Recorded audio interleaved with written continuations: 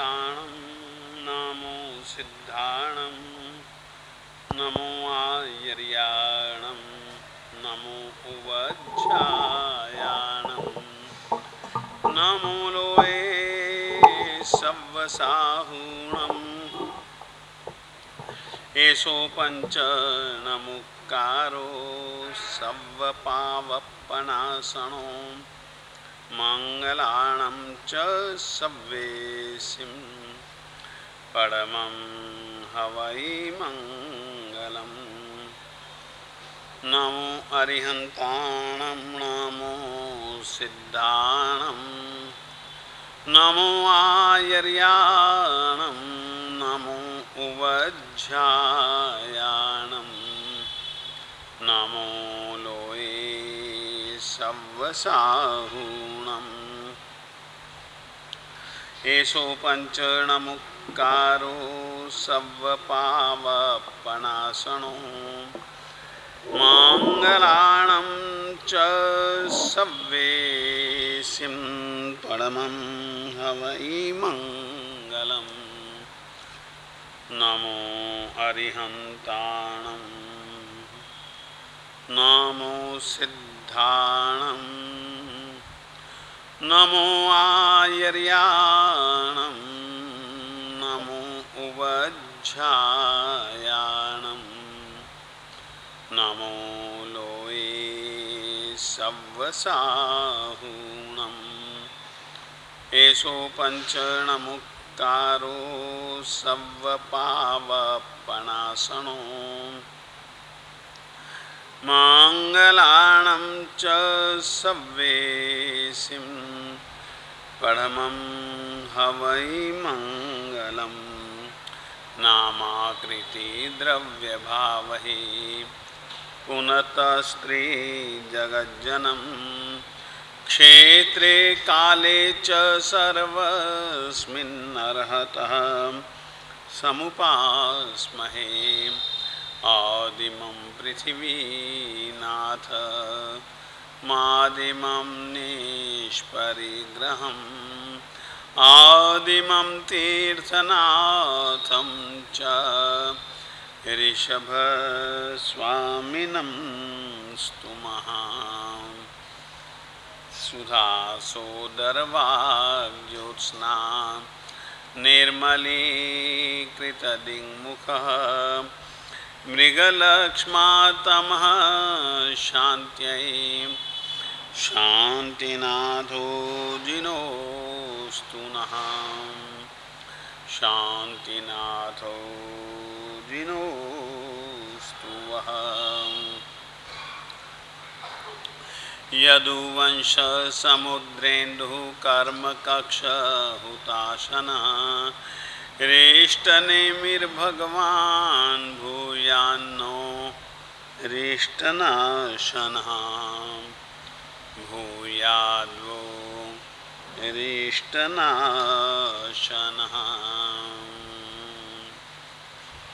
श्रीमते वीरनाथाय सनाथाय अद्भुतश्रिया महानन्दसरोराजमरालायार्हते नमः ज्ञानामृतेन लोकानां कष्टोच्छेदविधायिने ऐदं युगेन वीराय नमो वल्लभसूरये अज्ञानतिमिरान्धानां ज्ञानाञ्जनशलाकया चक्षुरुन्मीलितं येन तस्मै सद्गुरवे नमः तस्मै श्रीगुरवे नमः अज्ञानतिमिरान्धानां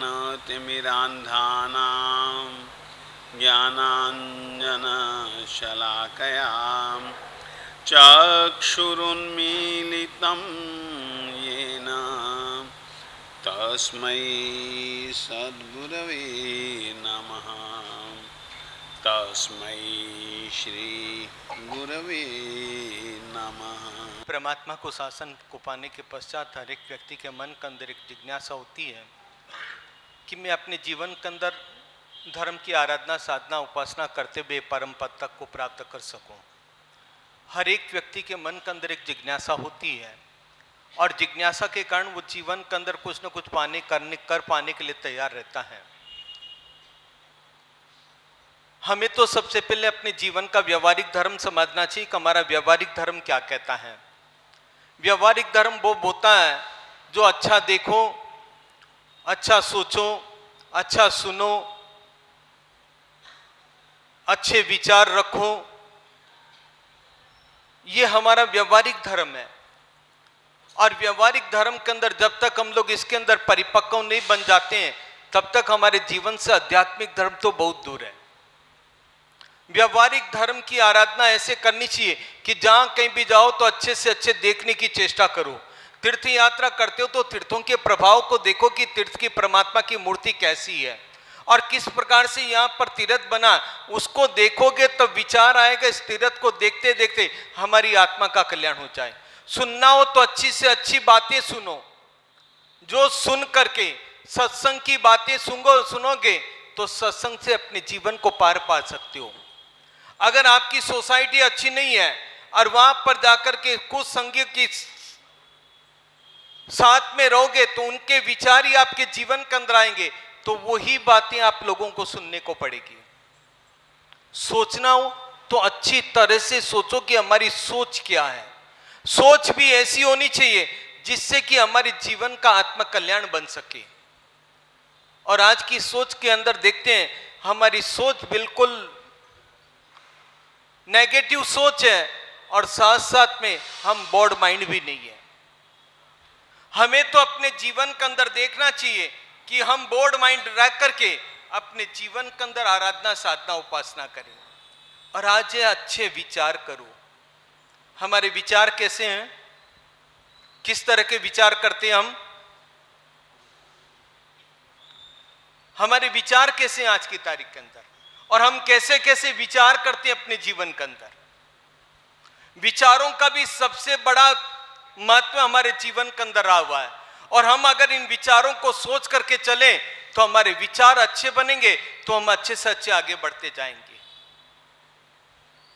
परमात्मा के सामने जाते हो, परमात्मा के सामने या साधु संतों के पास में जाते हो, आप क्या विचार लेकर के जाते हो? क्या विचार लेकर के जाते हो? परमात्मा के सामने आपका मेमोरेंडम तैयार ही रहता है। परमात्मा के सामने हर एक व्यक्ति जाता है। कोई व्यक्ति ये जाता है कि परमात्मा मेरा धंधा बहुत अच्छा चले और सबसे अच्छा धंधा चले, बस मैं दुनिया में सबसे आगे निकलता जाऊं। और कई जन लड़के लड़कियों की सगाई नहीं होती तो वहां पर जाकर के परमात्मा लड़के लड़कियों की सगाई हो जाए ना जल्दी से जल्दी। क्या परमात्मा मैरिज ब्यूरो है? क्या है? और कई जन जाते हैं वहां पर, बच्चे एग्जाम के समय में ही बच्चों को मंदिर याद आता है। इतने दिन तो मंदिर के याद नहीं है, ना कोई पूजा दर्शन वंदन। परमात्मा के सामने आ जाते हैं, परमात्मा मुझे अच्छे से अच्छे नंबर दिला देना था कि मैं परीक्षा में पास हो जाऊं, फर्स्ट सेकंड थर्ड, अच्छा 90% से ऊपर मेरे नंबर आ जाए। इतने दिन कहां गए थे आप बच्चों को लेकर के? कैसे हमारे विचार? और कई जन जाते हैं, परमात्मा बहुत दुखी हूं, शरीर के अंदर आदि व्याधि इत्यादि आ चुकी है, इसका निवारण जल्दी से जल्दी परमात्मा ने आप कर डालो हमारा। और गुरु भगवंतों के पास किस तरह से आते हो आप? क्या विचार लेकर के आते हो? बोलिएगा आप लोग, कुछ तो बोलो आप लोग।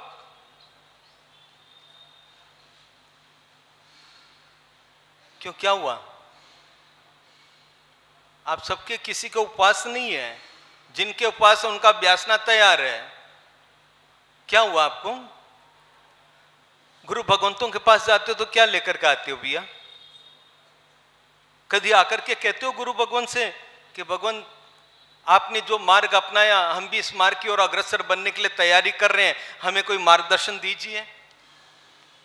कहते हो आप लोग?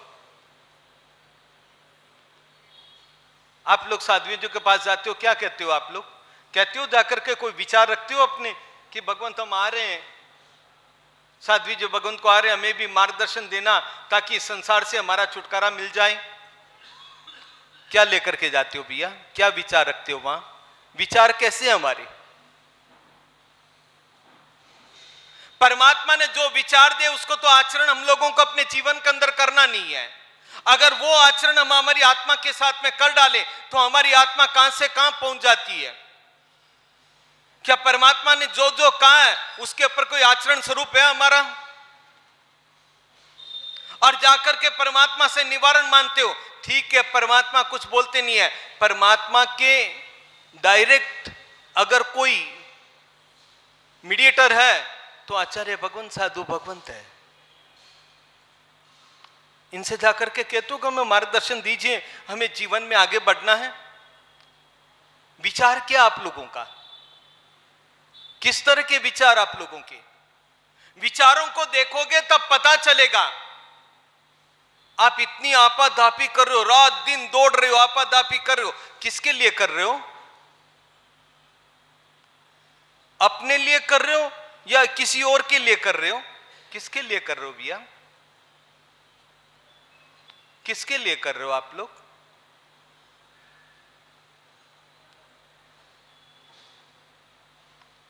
सबके मुंह नीचे इधर उधर झांक रहे हैं, सब बोलना कोई नहीं चाहता। आप ये सब किसके लिए, क्या है विचार आप लोगों का? अपने लिए कर रहे हो तो अपने को कितना चाहिए? रोटी, कपड़ा और मकान। और हम तो इतनी इतनी पीढ़ियों का इकट्ठा कर डालते हैं, लेकिन खुद भी उपयोग नहीं करते हैं। और वो ऐसे ही करते करते आप चले जाओगे। 7 पीढ़ियों का आपने इकट्ठा कर डाला होगा, फिर भी कोई साथ में चलेगा आपको?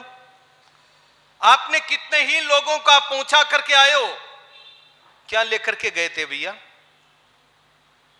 और वहीं पर भी आपका काउंटडाउन चालू हो जाता है, अच्छा या बुरा, वहीं पर ही आपका काउंटडाउन बोल देता है। क्या लेकर के जाओ? क्या है विचार आप लोगों के? विचार ऐसे रखो कि मेरी आत्मा का कल्याण कैसे हो जाए। इस मनुष्य जन्म को पाने के पश्चात व्यक्ति के मन के अंदर एक जिज्ञासा होनी चाहिए कि इस मनुष्य भव से मैं कैसे पार पड़ जाऊं। क्या यह मनुष्य जन्म आपको बार बार मिलेगा? क्या आर्य कुल आपको बार बार मिलेगा? परमात्मा का शासन आपको बार बार मिलेगा? गुरु भगवंता का योग मिला, क्या यह बार बार मिलेगा?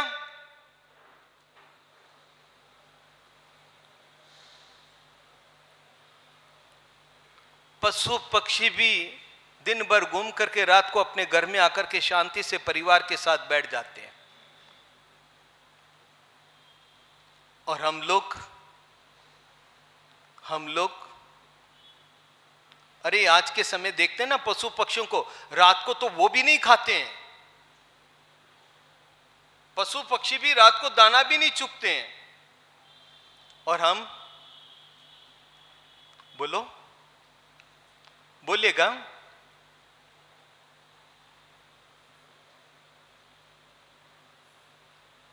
सब शांत एकदम। क्यों? अरे विचार कीजिएगा, ये मनुष्य जन्म मिला है, हमारे विचार कैसे होने चाहिए?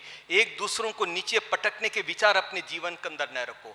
एक दूसरों को सहाय करके उसको जीवन के अंदर कैसे धर्म की आराधना साधना में प्रगति करता, उसके बारे में आगे बढ़ाने की चेष्टा करो। आप विचारों से ही व्यक्ति उच्च कोटि का बनता है, और विचारों से ही व्यक्ति नीच कोटि का बन जाता है।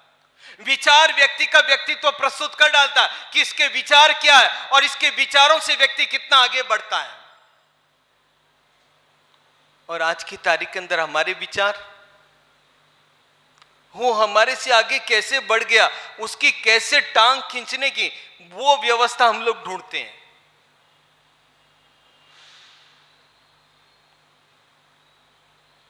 ब्रॉड माइंड रखिएगा, विचार अच्छे से अच्छे बना करके रखिएगा, और विचारों से व्यक्ति का जीवन खिल जाता है। हमें तो अपने जीवन के विचारों को देखना कि मेरे विचार कैसे हैं। और इन विचारों के अंदर जाएंगे तब परमात्मा के सामने ये सब मांगने की जरूरत नहीं है। परमात्मा के सामने तो ये कहना चाहिए, आपने तो सब कुछ छोड़ करके यहां पर आए हैं। तीर्थंकर परमात्मा राजघराने के होते हैं, राजघराने में सब कुछ छोड़ करके आए हैं। और हम लोग जाकर के क्या करते हैं, क्या करते हैं? चोपड़ों में जरूर लिखते हो, दिवाली के दिन शाली भद्र की रिद्धि हो जो, लिखते हो ना? ये तो बता दो, लिखते कि नहीं लिखते हो? हाँ, नहीं लिखते हो आप लोग? कभी लिखते हो शाली भद्र का त्याग हो जो? उसने तो इतनी रिद्धि सिद्धि पाई थी, बगैर बैठे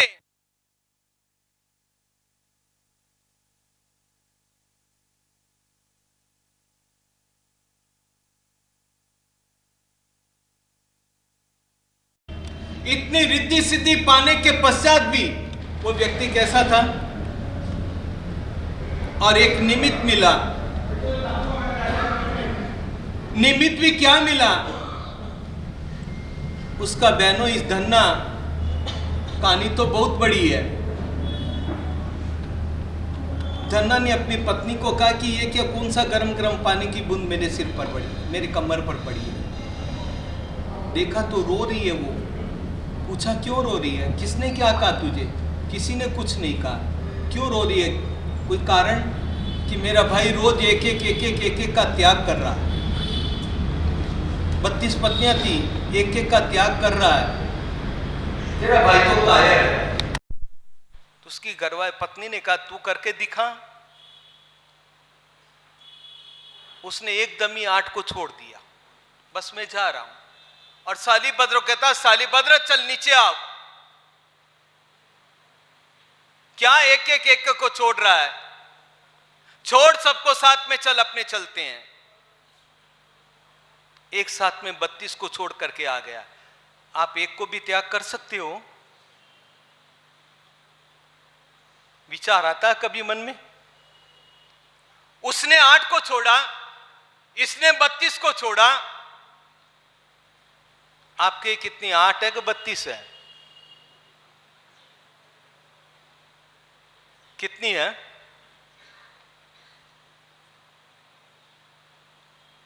अरे कुछ तो बोलो भैया। उसने एकदम 32 को छोड़ करके दोनों ही चले गए परमात्मा महावीर स्वामी के पास। और परमात्मा के पास जाकर के अपने जीवन को परमात्मा के चरणों के अंदर समर्पित कर डाला, दीक्षा ले ली। उसने एक साथ 32 छोड़ दिया, आप एक को भी नहीं छोड़ सकते हो?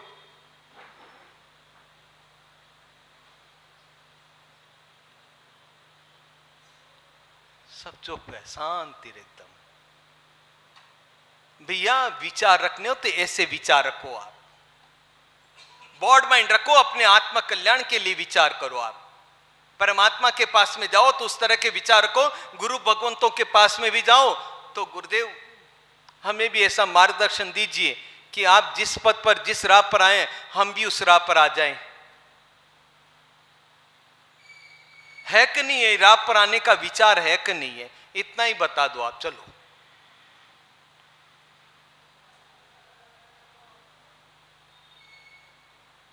कोई नहीं बोलेगा।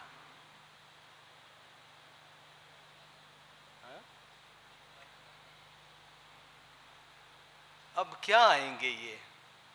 बैठे हैं बस शांति से। इस आपादापी संसार की आपादापी के ऊपर विचार कीजिएगा। खाली फुटबॉल की तरह हम लोग किक खा रहे हैं। फुटबॉल के मैदान को देखा ना आपने? फुटबॉल होता है, 11 इधर प्लेयर होता है, 11 इधर होते हैं। वो इधर से मारता, वो इधर से मारता, वो इधर से मारता, वो इधर से मारता। बेचारा मार खाते खाते संसार के अंदर भटकता रहता है। और हमारी भी क्या हालत है? कितनी कितनी संसार के अंदर ठोकरें खाई होगी, फिर भी कभी विचार आता है और विचार करके हम जीवन के अंदर आगे बढ़ने की कोशिश करते हैं। जरा चिंतन कीजिएगा, विचार कीजिएगा। बॉड माइंड विचार रख करके अपनी आत्मा के हित के लिए सोचिएगा कि सोच करके हम भी ऐसा विचार करें कि हमारी आत्मा का कल्याण हो जाए। हमें तो अपने जीवन को देखना, दूसरे किसी को नहीं देखना। अपनी आपाधापी से बच करके अपने जीवन के अंदर आत्म कल्याण का विचार करते हुए परम पद तक पहुंचे। इसी मनोभावना के साथ जिन आज्ञा विरुद्ध कुछ कहो तो मन वचन काय से मिच्छामि दुक्कडम। श्रमण भगवान महावीर स्वामी जी ने, मैंने कल या परसों बात कही थी कि त्रिदंडी खुद तो बना, अपने चेलों को भी त्रिदंडी बनाया, परंतु त्रिदंडी बनने का, त्रिदंडी बने रहने का, त्रिदंडी बनाने का एक ऐसा गहरा संस्कार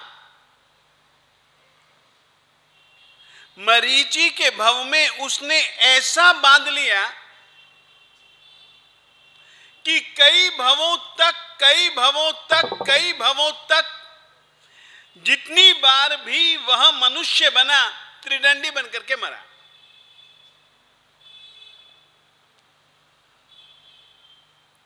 दूसरी बात एक आपको और कहना चाहता हूं। श्रमण भगवान श्री महावीर स्वामी जी के 27 भवों की कहानी में 2 जगह ऐसी आती हैं जहां पर कि बीच में उन्होंने कितने भव किए उस विषय में वर्णन नहीं है। केवल इतना ही कहा गया है कि इस जन्म के बाद से लेकर के इस जन्म तक उनके भवों को यहां पर हम नहीं गिना रहे हैं। बहुत सारे भव हैं। और एक जगह श्रमण भगवान महावीर स्वामी जी के चरित्र में, यानी कि इसी 63 श्लाघा पुरुष चरित्र में यह वर्णन है, ऐसे कर्म उन्होंने किए कि उन कर्मों के परिणाम से उन्होंने अनंता भव किए, जो कि हम यहां नहीं बता रहे हैं। ये 2 प्रसंग एक इस तरीके के हैं।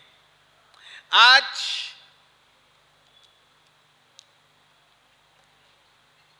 मैं जो बात सुनाना चाहता हूं वो सुनाऊं, इससे पहले आप लोगों को यह पता है कि पहला भव नैसार का, दूसरा भव देवता का, तीसरा भव मरीचि का, चौथा भव देवलोक का। चौथे भव से च्युत होकर के 5वें भव में कोल्लाक नामक ग्राम में 80 लाख पूर्व की आयुष्य वाला ब्राह्मण हुआ, अति विषयाशक्त हुआ, अंत में त्रिदंडी होकर के मरा। त्रिदंडी पने का बीज बोया था मरीचि में। 5वें भव में भी वह त्रिदंडी मरा। बीच में बहुत काल तक वह अनेकों भवों द्वारा संसार परिभ्रमण करता रहा। वे भव इन स्थूल 27 भवों में नहीं गिने गए हैं। एक आगे बढ़ो। वहां से 6ठे भव में स्थूणा नगरी में 72 लाख पूर्व की आयु वाला पुष्प नामक ब्राह्मण हुआ और त्रिदंडी होकर के मरा। सोचिए, त्रिदंडी पने का संस्कार अभी तक गया नहीं है। 7वें भव में सौधर्म देवलोक में मध्यम स्थिति का देव हुआ। वहां से 8वें भव में चैत्य ग्राम में 60 लाख पूर्व की आयु वाला अग्निद्योत नामक ब्राह्मण हुआ और अंत में त्रिदंडी होकर के मरा। वहां से 9वें भव में ईशान देवलोक में मध्यम स्थिति वाला देव हुआ। वहां से च्यवकर 10वें भव में मंदर ग्राम में 56 लाख पूर्व की आयुष्य वाला अग्निभूति नामक ब्राह्मण हुआ और अंत में त्रिदंडी होकर के मरा। 11वें भव में तीसरे कल्प में मध्यम स्थिति वाला देव हुआ। 12वें भव में श्वेतांबी नगरी में 44 लाख पूर्व की आयुष्य वाला भारद्वाज नामक ब्राह्मण हुआ और अंत में वह त्रिदंडी होकर के ही मरा।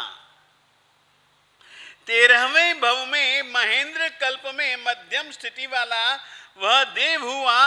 वहां से फिर कितने एक काल तक संसार में परिभ्रमण कर 14वें भव में राजगृह नगर में 34 लाख पूर्व की आयुष्य वाला स्थावर नामक ब्राह्मण हुआ और अंत में त्रिदंडी होकर 15वें भव में ब्रह्मलोक नामक स्वर्ग में मध्यम स्थिति वाला वह देव हुआ। 16वां भव इनका विशेष भव है।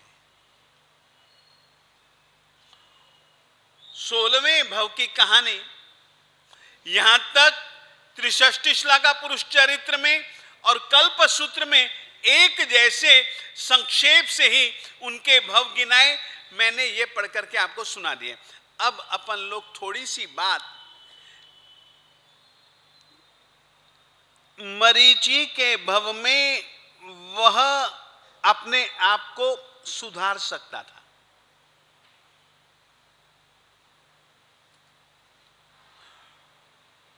सुधरने के लिए एक अवसर मिलता है। अभी तक तो जितने भी अवसर मिले वह टस से मस नहीं हुआ। एक अवसर सबको मिलता है और यदि वह अवसर हम चूक जाते हैं तो फिर जो किया है ना वो फिर छोड़ता नहीं है। और वह अवसर है मौत के पल का अवसर।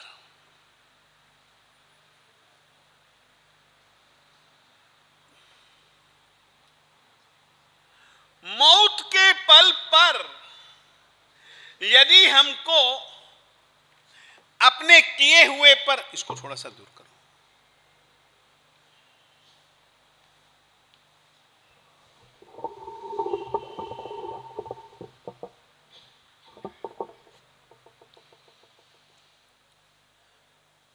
मौत के पल पर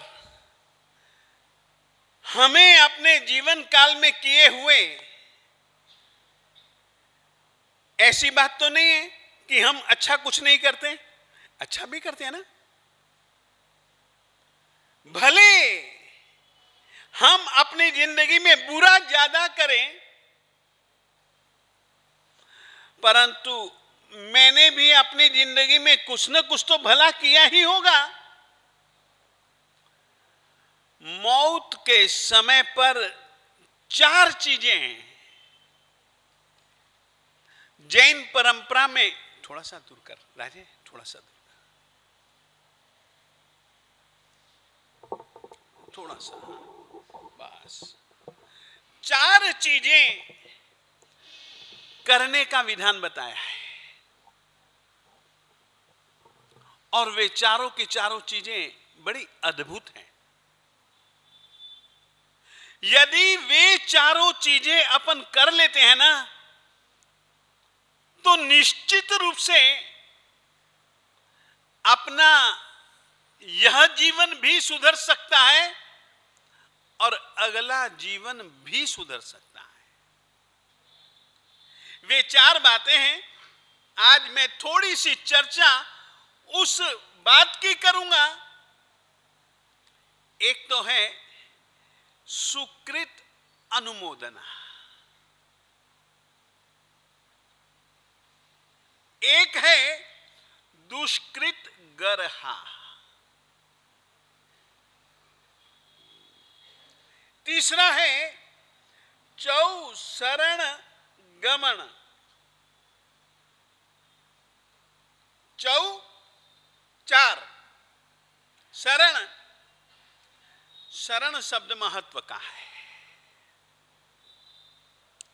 अंतिम समय में आप कैसे मरेंगे, यानी कि धर्म धुरंधर को कैसे मरना चाहिए, मैं रहा साधु वेश में, मुझको कैसे मरना है आप रहे श्रावक वेश में, आपको कैसे मरना चाहिए? परमात्मा महावीर स्वामी जी ने जीवन जीने का तो ढंग बतलाया, बतलाया ही बतलाया, मरने का भी ढंग बतलाया। फिर से कहना चाहता हूं, अपना परमात्मा इतना दयालु है, जीवन में जीना है तो ऐसे जियो। अब जीते जीते मौत के नजदीक पहुंच गए या मौत अपने नजदीक आ गई, तो फिर अपने को कैसे पल बिताने हैं, उसकी भी चर्चा है। जब हम मरते हैं ना साधु, तब हम लोगों के लिए एक विशेष प्रक्रिया होती है।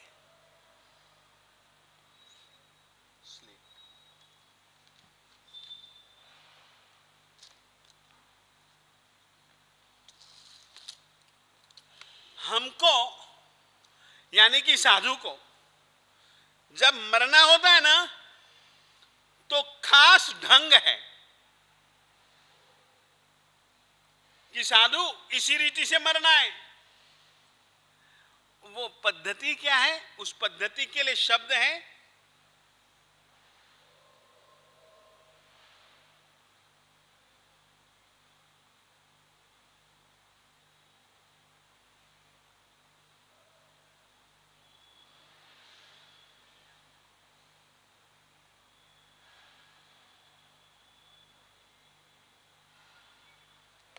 वो शब्द है निर्यामना।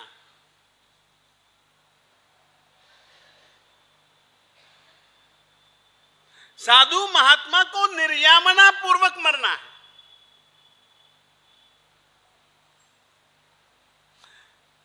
संलेखना पूर्वक मरना है। और संलेखना की विधि क्या है?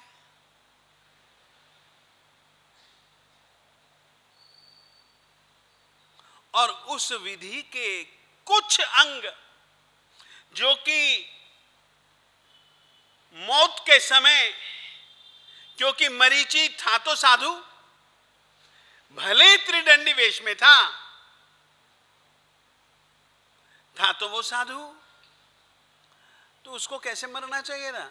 निर्यामना पूर्वक मरना चाहिए था, और वह निर्यामना पूर्वक नहीं मरा। निर्यामना का एक छोटे से छोटा हिस्सा कहना चाहता हूं।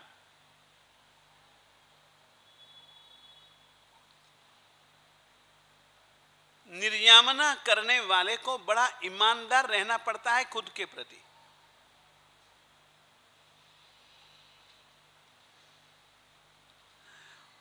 उसने जीवन में पंच महाव्रत धारण किए, परंतु पंच महाव्रत धारण करने के समय से लेकर के मौत के समय तक 5 महाव्रतों में जितने भी उसने अत्याचार लगाए, जितनी बार भी उसने खंडना विराधना की, अतिचारों का सेवन किया,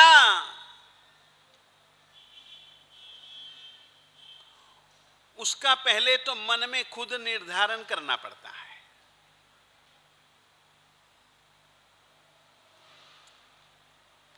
फिर बाद में वह जाता है गुरु जी के पास।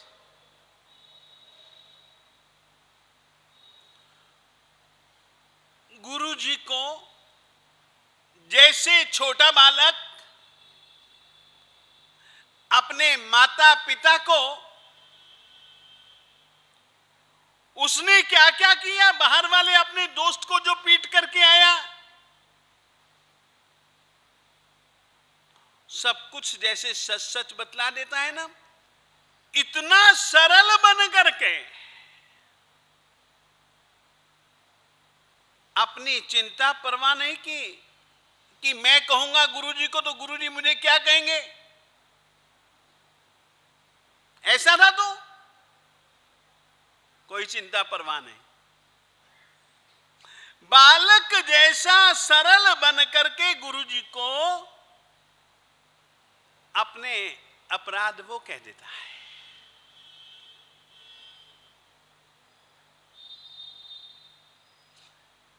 कहने के बाद गुरुजी से वह कहता है कुछ प्रायश्चित दे दो। प्रायश्चित देने वाला जिसको प्रायश्चित देता है उसकी पहले स्थिति और उसने पाप किस स्थिति में किए, किस भाव दशा में किए, कैसे कैसे संयोगों में किए, अभी इस आदमी की क्या स्थिति है,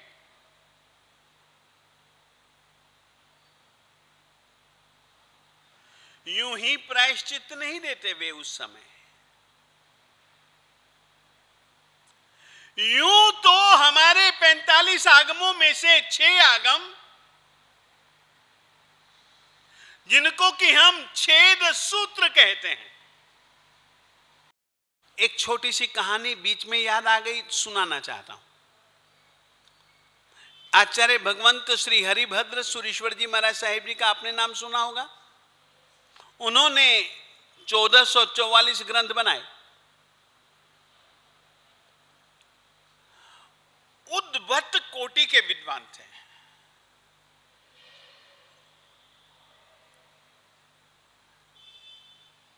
जब वे गृहस्थ थे तब यहां से लेकर के यहां तक पेड़ तक लोहे का पट्टा घोल लेकर के घुमा करते थे।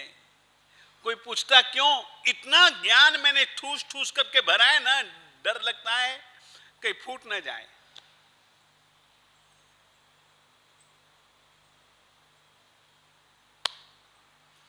एक कंधे पर सीढ़ी लेकर के घुमा करते थे, एक कंधे पर जाल, एक हाथ में सीढ़ी। जानते हो क्यों? मेरा कहीं ज्ञान फूट न जाए इसीलिए लोहे का पट्टा।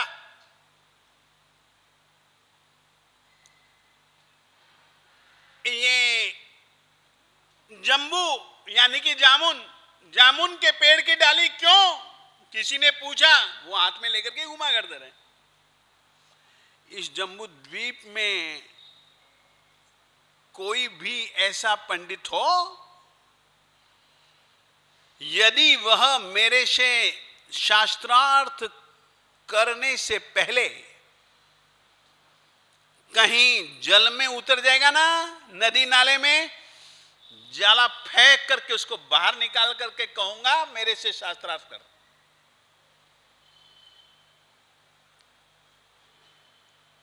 यदि वह ऊपर जा रहा होगा ना, सीढ़ी चढ़ करके उसकी टांग पकड़ूंगा, नीचे खींचूंगा।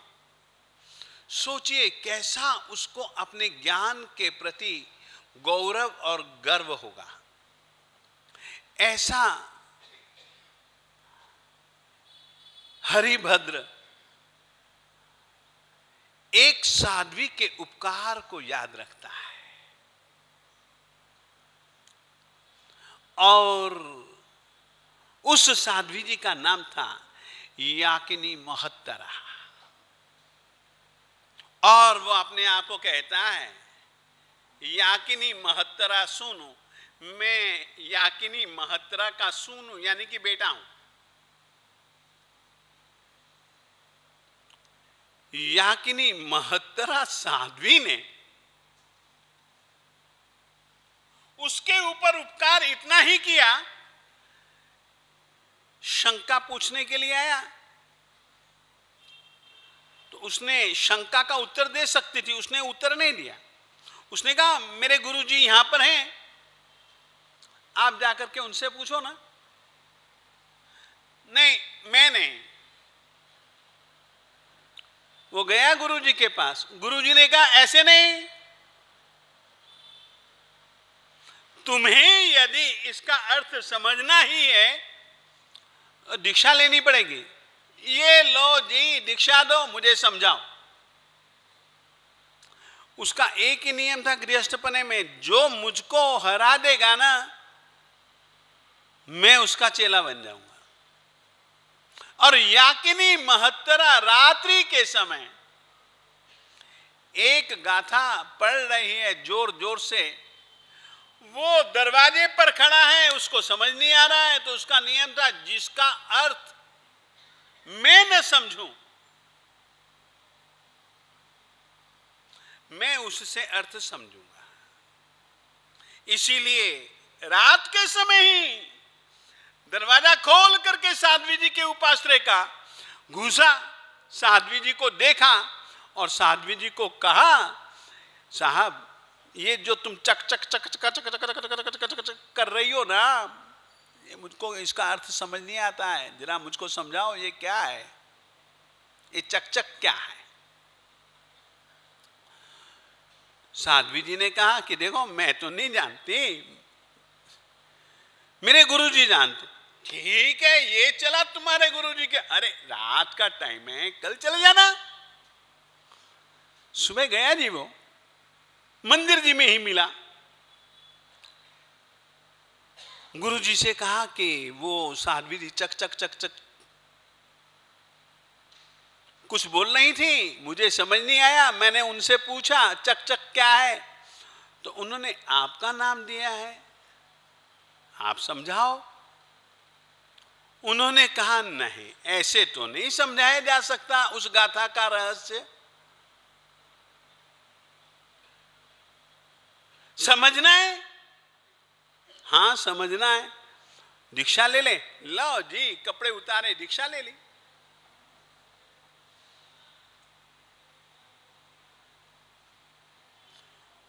गुरु जी से समझना तो है, समझा, और गुरु जी ने इस ढंग से समझाया जो उसने इतना समझने के लिए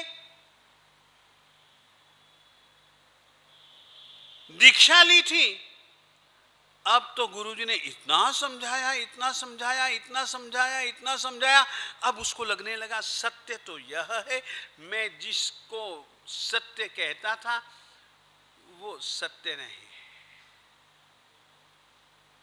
हो गया।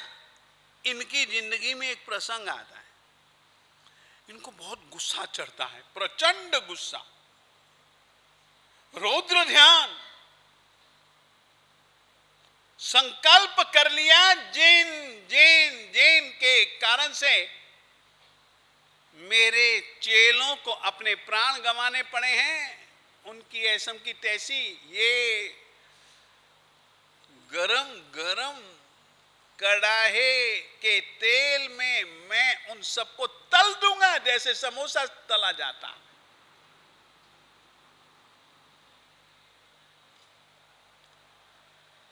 वो काम उन्होंने चालू भी कर दिया, चालू भी कर दिया।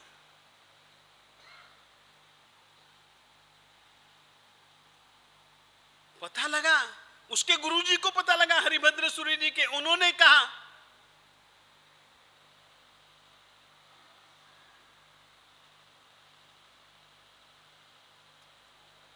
याकिनी महत्रा जी को पता लगा कि हरिभद्र ये काम कर रहा है।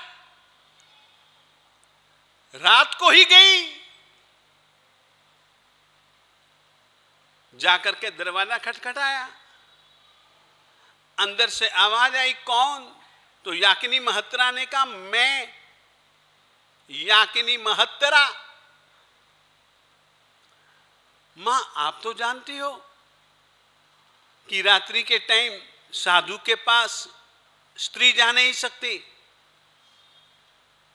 आप साध्वी हो और इस समय आप सुबह मिले। नहीं नहीं, दरवाजा खोल तू। दरवाजा खोल। धर्म संकट की स्थिति है, साध्वी है, मां कहता है उनको, और रात के समय साध्वी आई है, क्या किया जाए? फिर से कहा, मां सुबह आइएगा ना, नहीं नहीं कॉल। बातचीत हुई इन दोनों के बीच। मां इस समय अगले पल जीऊं या न जीऊं, क्या भरोसा मेरी जिंदगी का। अगले पल जीऊं या न जीऊं, क्या भरोसा मेरी जिंदगी का। मैं एक बात का प्रायश्चित मांगने के लिए आई हूं। तू अधिकारी है, तू मुझको दे। उसने कहा कहो क्या। उसने कहा आज भूल चूक से, प्रमाद के कारण एक जीव की मेरे से हिंसा हो गई, उसके लिए प्रायश्चित दे।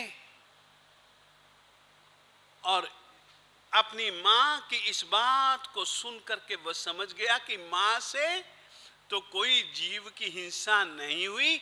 मैं जो 1444 की हिंसा का भाव लेकर के बैठा हूं, मुझको उससे हटाने के लिए ये मेरी मां आई है। माफी मांगता है, प्रायश्चित मांगता है।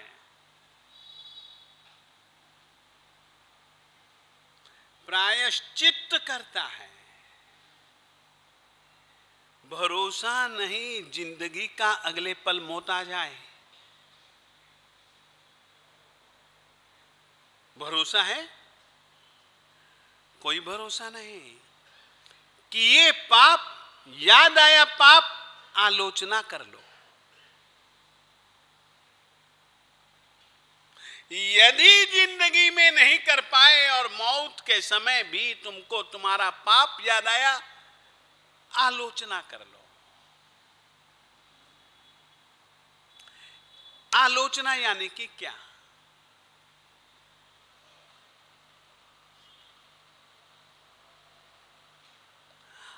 आंग अभिविधिना लोचना गुरुपुरतः प्रकाशना।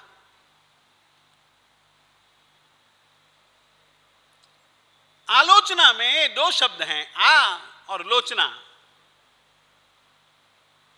आ का मतलब होता है विधि पूर्वक। लोचना का मतलब होता है जो अपराध किए वो गुरु जी के सामने कह दो। समझे। छद्मस्त है ना हम कर्माधीन हैं।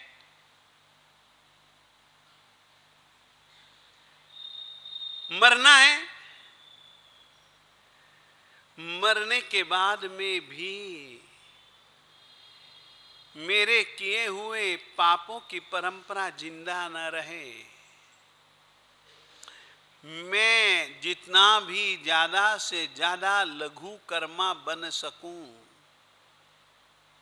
हल्का बन सकूं, उसके लिए किए हुए पापों की आलोचना करके ही मरना, ये नियम है।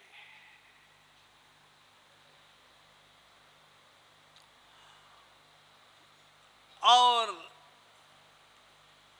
मरीचि मुनि आलोचना के बिना मरे, उससे कितना नुकसान पाना पड़ा मैं आपको बताता हूं। आप लोगों के विषय में मैं एक भी शब्द नहीं बोल रहा हूं, मरीचि के विषय में कह रहा हूं।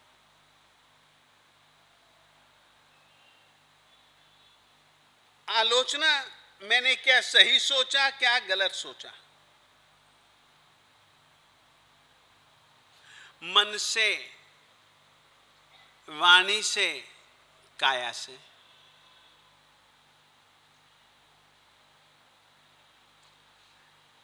मैंने अपने इंद्रियिक सुखों की खातिर परमात्मा के द्वारा बतलाया गया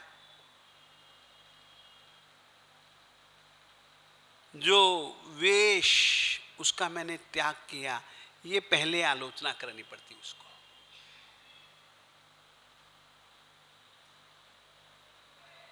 इसकी जिंदगी में यह तो एक बहुत बड़ी गलती थी ना। आगे बढ़ो, थोड़ा सा आगे बढ़ो, थोड़ा सा आगे बढ़ो। कपिल ने पूछा, आप मुझको वहां भेज रहे हो, क्या आपके मार्ग पर धर्म नहीं है? आपके मार्ग पे धर्म नहीं है?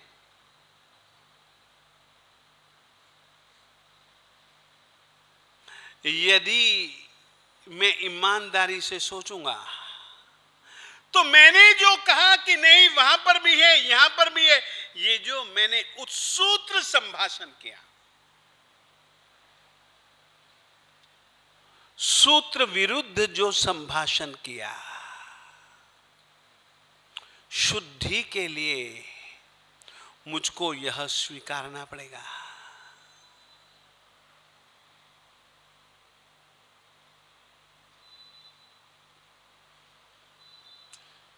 प्राय करके आदमी अपनी गलतियों को ढांकता है, उघाड़ता नहीं। आलोचना अपनी गलतियों को उघाड़ने की प्रक्रिया है।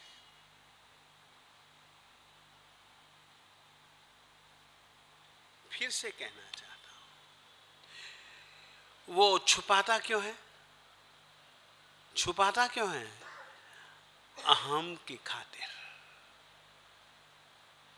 एक गलती पर दूसरी गलती, दूसरी पर तीसरी, तीसरी पर चौथी, चौथी पर पांचवी, अंतिम पल तक जो गलतियों की परंपरा रहती है, क्यों? अपने अभिमान की खातिर।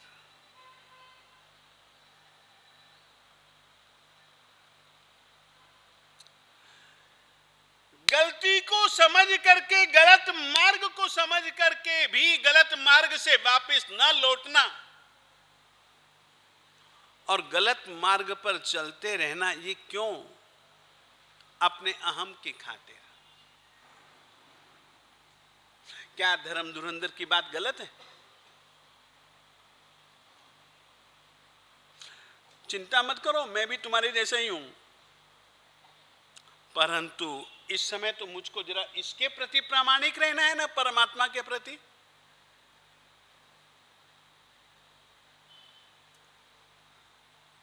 मुझे उसके प्रति प्रामाणिक रहना है, मुझे अपने आप को नहीं देखना है। मैं तो हूं ही, मैं तो कबूल करता हूं, परंतु नहीं। ये यदि अपनी जिंदगी जीने का तरीका हो तो मालिक कहते हैं कि बिना आलोचना के वह मरा। अब बिना आलोचना के मरा तो वो संस्कार साथ में लेकर के चला।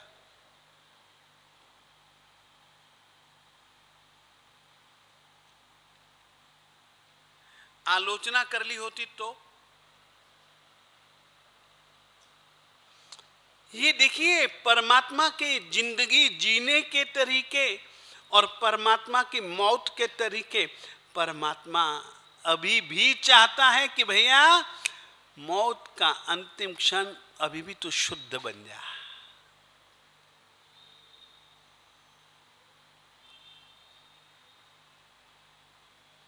कितना बड़ा उपकार है तीर्थंकर भगवंतों का अपनी आत्मा के लिए।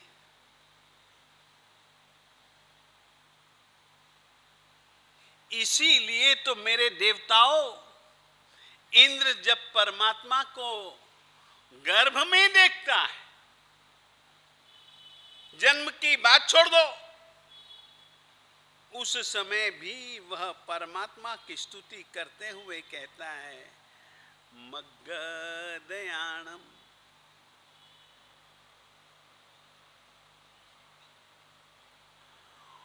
उस समय भी परमात्मा जिंदगी कैसे बिताएंगे, उस स्थिति को याद करके वो कहता है परमात्मा के लिए, चक्षुदयानम। वो कहता है वो ही दयानम। वो कहता है जीर्णाणम जावयानम, तिन्नाणम तारयाणम, बुद्धाणम बोहयाणम, मुत्ताणम मोयगाणम, सवन्नूनम सवदरीसीणम,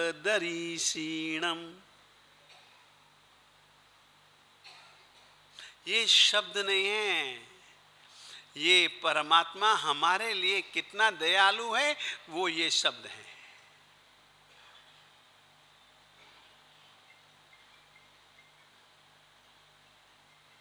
अब इस रीति से मरीचि अपने पापों की आलोचना किए बिना मर गया। अब वो संस्कार तो उसने अंतिम समय में उखाड़ा नहीं, जो कि जैन साधु होने के नाते से उखाड़ देना चाहिए था, नहीं उखाड़ा। मेरे गुरु जी महाराज श्रीमद विजय समुद्र सुरीश्वर जी महाराज साहेब हमेशा कहा करते थे, प्रतिक्रमण का रहस्य खोलते हुए, शल्यों को अपने मन से, वाणी से, काया से, आत्मा से, बुद्धि से, विचारों से निकाल देने के लिए प्रतिक्रमण आवश्यक है।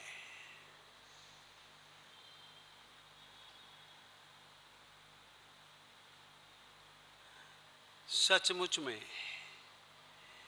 जैन धर्म में जीने की शैली, मौत की शैली विशिष्ट शैली। श्रावक श्राविकाओं के लिए 12 अनुव्रत और अंतिम समय की संलेखना, साधु महात्माओं की जिंदगी जीने के लिए 5 महाव्रत, 5 समिति, 3 गुप्ती, 142, 140 अतिचार, ये सब पवित्रता पवित्रता पवित्रता पूर्वक जीवन जीने की पद्धति, प्रक्रिया है। अतः मरीचि अंत समय में अपने पापों की आलोचना के बिना मर गया। तो ये संस्कार साथ में चला त्रिदंडी बनने का। तो मैंने आप लोगों को 15 भवों तक का वर्णन पूरे का पूरा सुना दिया, जैसा 63 श्लोक का पुरुष चरित्र में है। 16वां भव परमात्मा महावीर स्वामी जी की आत्मा का एक विशेष विशेष विशेष भव है। उसके विषय की चर्चा 10 बज गए, अब फिर आगे करेंगे।